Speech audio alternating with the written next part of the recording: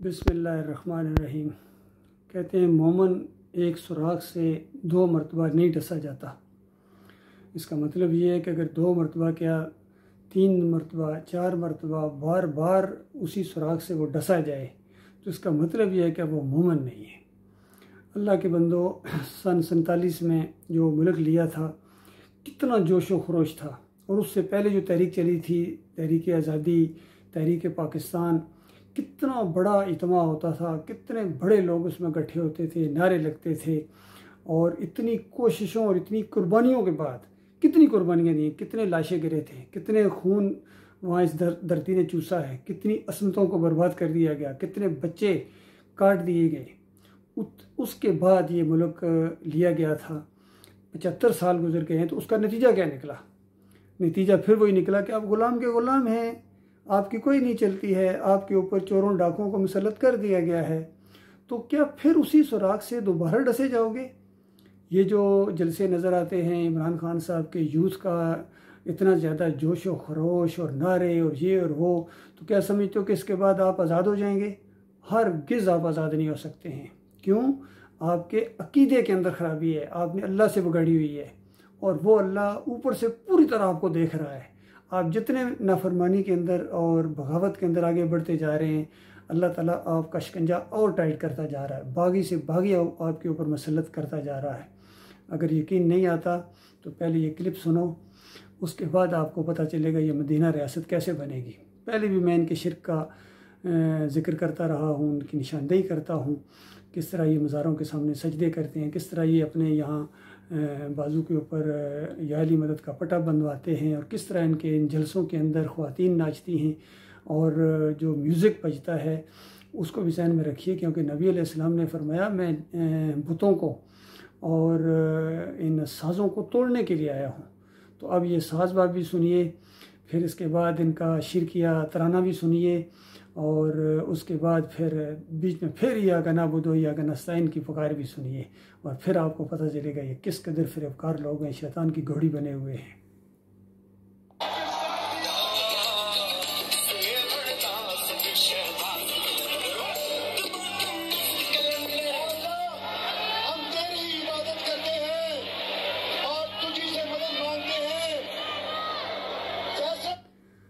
ये है इनका पूरा दीन, ये है इनका पूरा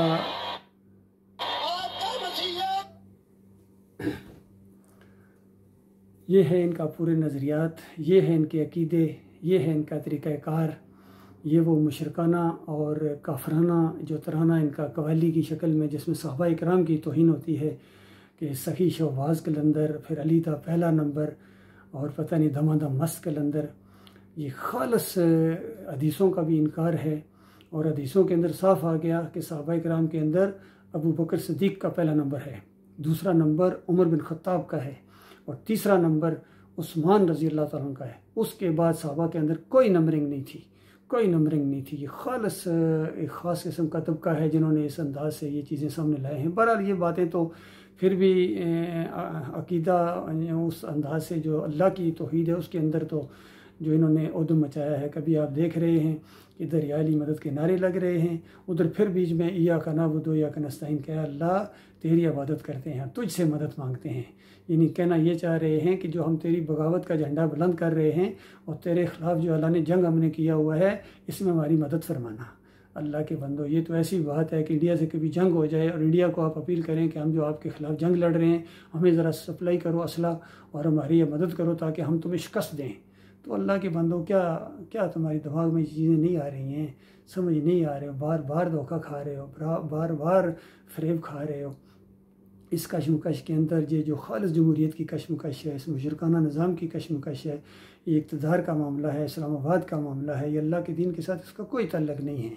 अल्लाह के दीन को अगर पेश करते हो बीच में अमर बिल मारूफ़ और इय्याका नअबुदु व इय्याका नस्तईन, तो ये खालिस फ़रेब देने के लिए है, इंसानों को जाल है जिसके अंदर ये इंसान फंस रहे हैं, और फिर उसके बाद इनकी दुनिया भी बर्बाद होगी और इनकी आखिरत भी बर्बाद होगी। और इन जलसों के अंदर अगर कोई मर गया, जिस तरह पहले भी मरते रहे हैं, ये खालस जमहूरियत के रास्ते के वो शहीद होंगे, शैतानी रास्ते के वो शहीद होंगे, अल्लाह के रास्ते को नहीं है, अल्लाह को मानते ही नहीं हैं। इनको अल्लाह के दीन से क्या गरज है?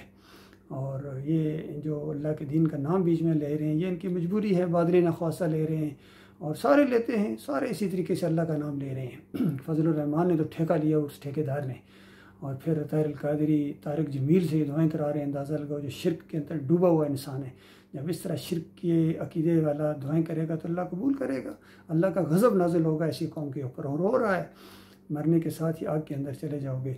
ये एक बात है, एक दर्दमंद दिल की बात है। मैं आपका भाई हूँ, मैं आपका खैर ख्वाह हूँ, मैं कोई मौलवी और पीर नहीं हूँ। मैं फ़ौजी अफसर हूँ अल्हम्दुलिल्लाह, 7 पंजाब रेजिमेंट और 70th PM लॉन्ग कोर्स से मैं पास आउट हुआ था। और अल्लाह के फजल करम से मैं आज से 37 साल पहले से यही बात कह रहा हूँ कि देखो पलटो अपने मालिक और खालिक की तरफ, वो तुम्हें पीस के रख देगा अगर तुमने उसकी बात ना मानी, उसके साथ शिरक किया। ये शिरक बहुत बड़ी लानत है और अल्लाह का इनकार है, अल्लाह को गाली है।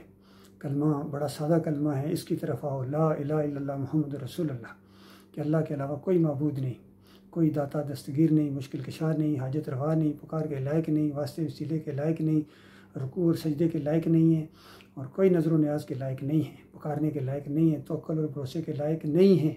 और इन कब्रों की पूजा करना, यहाँ चादरें चढ़ाना, यहाँ और सुरमेले करना, सजदे करना, इनके वास्ते वसीले, ये खालिस बुत परस्ती है, खालिस बुत परस्ती है। हिंदू अपने बुतों को खड़ा करके पूज रहा है और आप अपने बुतों को लुटा के पूज रहे हो, बस ये फ़र्क है, इसके अलावा कोई फ़र्क नहीं है। अल्लाह ताला तुम्हें समझ दे, अल्लाह ताला तुम्हें कुछ ज़रा बराबर सोचने की सलाहियत अता फरमाया आपके अंदर।